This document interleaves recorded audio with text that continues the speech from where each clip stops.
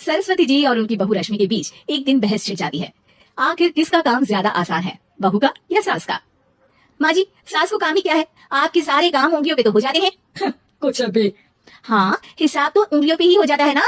अरे बेटा, ऐसा सिर्फ अभी लगता है, जो मुझे करना पड़ता है ना वो तुझे करना पड़े तो समझ आएगा कि असली काम का पहाड़ कैसा होता है। ठेले बराबर वजन भी नहीं है आपके काम में, और बात पहाड़ों के वजन की करेंगे आप। तू ऐसा करती ही क्या है घर में बेटा, ये तो बता मुझे। मैं थोड़ी ना कुछ करती हूँ, सब जादू से हो रहा है सर में। अरे एक दिन मेरा काम करोगी तो समझ आएगा। Okay okay, shut up. कल से मैं घर के काम करूंगी और तू मेरी जगह हर चीज का हिसाब रखना, ठीक है?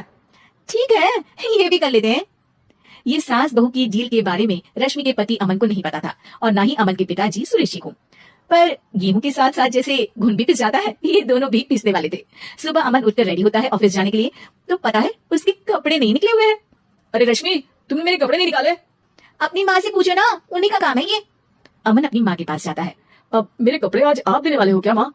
हाँ, देना तो मुझे ही चाहिए, पर तेरी बहू ने कपड़े धोने ही नहीं डाले, तो कोई भी धुला हुआ कपड़ा नहीं है बेटा। हैं? ऐसा क्यों? कपड़े तो धोने आप ही देते हो ना माँ? अरे बहू ने तुझे बताया नहीं, अब हम अदल बदल गए हैं, मैं अब बहू और तेरी बीवी सास। अमन परेशान हो गया।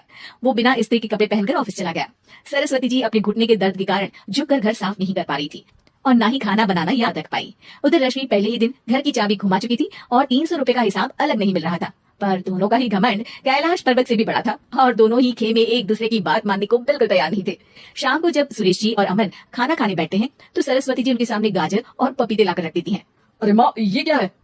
ख्याली पुलाव के साथ सलाद। माँ जी खाना बनाना भूल गई लगता है। अरे एक एक चमन्नी का हिसाब है मेरे पास, खाना बनाना कैसे भूल जाऊंगी? ये तो मैंने पढ़ा था कि फल फ्रूट खाने से सेहत अच्छी रहती है, इसीलिए ये ले, एक फल खा ले। रात को सुरेश जी और अमन अपनी मीटिंग बिठाते हैं अकेले में। बाबूजी, इनकी लड़ाई के कारण ना हमें ठीक से खाना मिल रहा है, उल्टा करके सारे काम रुक गए हैं। हाँ बेटा, 2 भैंसों की लड़ाई में बेचारे खेत के पौधों का भी नुकसान हो रहा है। पर पापा क्या बताऊं आपको, मैंने माँ को इस महीने की दूसरी तारीख को बिजली के बिल के पैसे दिए थे। आज बिल भरने के लिए मांगने गया तो पता चला कि रश्मि उन पैसों से गैस सिलेंडर ले आई। अच्छा, तो सिलेंडर के पैसों का क्या हुआ? सिलेंडर के तो कोई पैसे नहीं थे बाबूजी, हमारे घर पर गैस की पाइपलाइन लगी है ना। बेटा, इन दोनों का कुछ करना पड़ेगा, नहीं तो अपने घमंड के चक्कर में पूरा घर बर्बाद कर डालेंगे ये दोनों। अमन और सुरेश जी काफी सोच विचार के बाद एक निष्कर्ष पर पहुंचते हैं। रात ही को दोनों अपनी पत्नियों की अलमारी से नई साड़ी निकालते हैं, और सुबह जब रश्मि और सरस्वती जी उठते हैं तो देखते हैं कि दोनों पति साड़ी पहनकर चढ़ाव पर सब्जियां काट रहे हैं। अरे ये सब क्या हो रहा है? क्या हो रहा है मतलब? आप दोनों अदल बदल हो सकते हो तो हम क्यों नहीं? अरे क्या मतलब? नहीं नहीं, मेरी भी बचपन से किसी की बहू बनने की इच्छा थी, तो आज से सरस्वती तुम बड़ी बहू, मैं मिडल बहू और अमन छोटी बहू। अरे लेकिन सब घर पर बैठ जाएंगे तो कमाएगा कौन, ये घर कैसे चलेगा? अब वो तो भैया या बाकी लोग जाने, अब हमने भी अदल बदल कर ही लिया है तो कुछ नहीं हो सकता। रश्मि और सरस्वती जी को समझ में आ जाता है कि उन दोनों की आपस की डील की वजह से इन दोनों को बहुत तकलीफ हो रही है, और उनकी ईगो ने दूसरों को कितनी यातनाएं दी है। असल में माँ जी आप सही थी, सास बनना बहुत मुश्किल है। अरे हाँ बेटा, और तू भी, मुझसे तो नहीं हो पाया सब घर के काम, वापस बदल ले क्या? हाँ हाँ बिल्कुल माँ जी, और अब आप दोनों भी बदल लीजिए, कोई आ गया तो आप दोनों को देखकर क्या सोचेगा। अच्छा है, आप दोनों के समझ में ये बात तो आई, फटाक से कपड़े बदल लेता हूँ।